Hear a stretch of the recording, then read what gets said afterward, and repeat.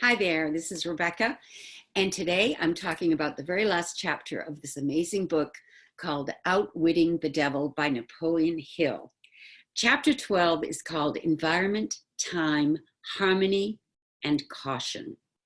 He touches on all of these subjects because they're very, very important to achieving success in life. The first one he touches on is your environment. And he talks about how your mental, spiritual, and physical influences are key to your success. If you're living in a certain environment, be it positive or negative, it's going to have an effect on the way you think, because we take on the characteristics of our environment, whether we like it or not. So if you're living in a situation that tends to be surrounded by negativity, it's going to be a lot harder for you to have positive mental thoughts. It's called harmonic rhythm. If you're surrounding yourself with positive people that want to do positive things and you're living in a community that's uplifting, you're going to find that your harmonic rhythm is going to be much higher, much more positive. So it's very important to pick and choose who you're living with. He goes on to talk about marriage and how that is the key number one relationship if you happen to be married as far as your harmonic rhythm goes, because marriage brings in spiritual forces of such weight that you just can't escape it. Once you're living intimately with someone, you take on a lot of their mental vibrations and traits. So if you're stuck in a situation that you feel stressed out in and you're not communicating the way you want to, you're going to tend to get into a negative harmonic rhythm and feel like you can't really live your purpose to its fullest because it'll drag you down. On the other hand, if you're in a positive relationship with someone that you're in harmony with, you can use it like a mastermind. It is a mastermind because when two or more people come together in a spirit of harmony, they can create amazing things. The energy is multiplied tenfold when two or more people come together. So he goes on to talk a lot about marriage in his books and how important it is to make sure you're married to the right person if you decide to get married. And then he talks about habits. Habits are created because of our desires. Whatever it is that we're desiring, day after day after day becomes a habit in our thought patterns. And it actually changes the cells in our brains to the point where we start attracting, it's like we're magnetized and we're going to attract exactly what that overriding thought is. The one that's uppermost in our mind is going to become predominant. And that's what will attract into our experience what we're thinking about all the time. So it's important to go within and take a good look at your thought process to see if that inner voice is positive or negative.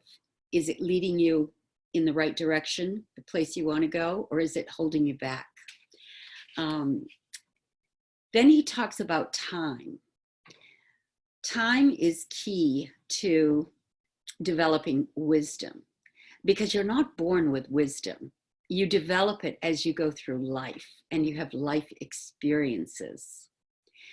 You have to be a non-drifter, though, in order to achieve wisdom. It's not something that's handed to you. You have to desire it. If you're a drifter and you just go through life accepting everything that comes along without really taking a look at how it happened or why it happened or looking underneath the surface of it, you're not going to develop any wisdom.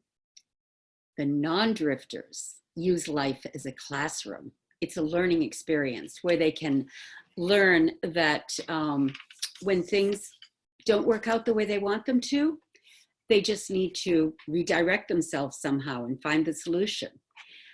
A non-drifter knows there is always a solution because we all face adversity and failure in life.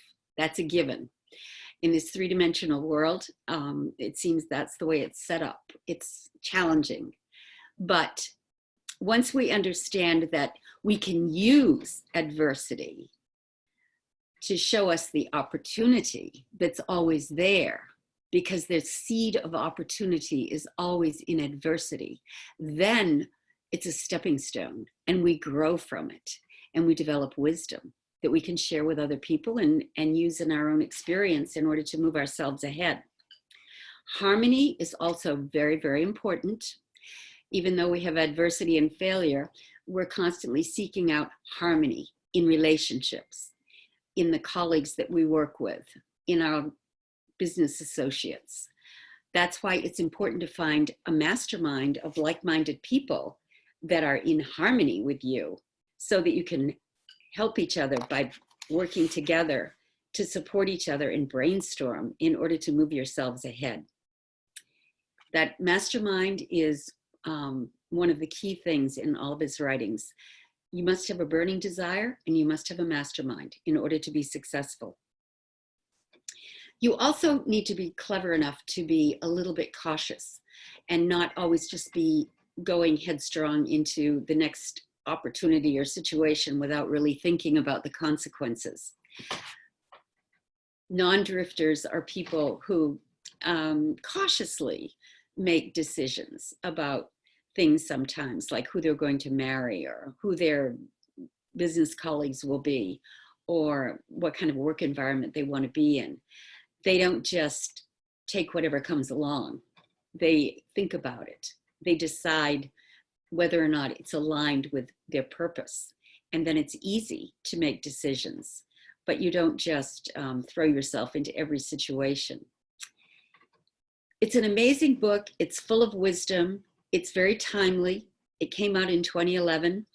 He wrote it, you know, back in the 1930s when things weren't going very well with the economy. And maybe it's a good time to be reading it now, because nothing has changed, basically. We find ourselves back in the same situation that they were in the 1930s when he wrote the book. So I highly recommend it.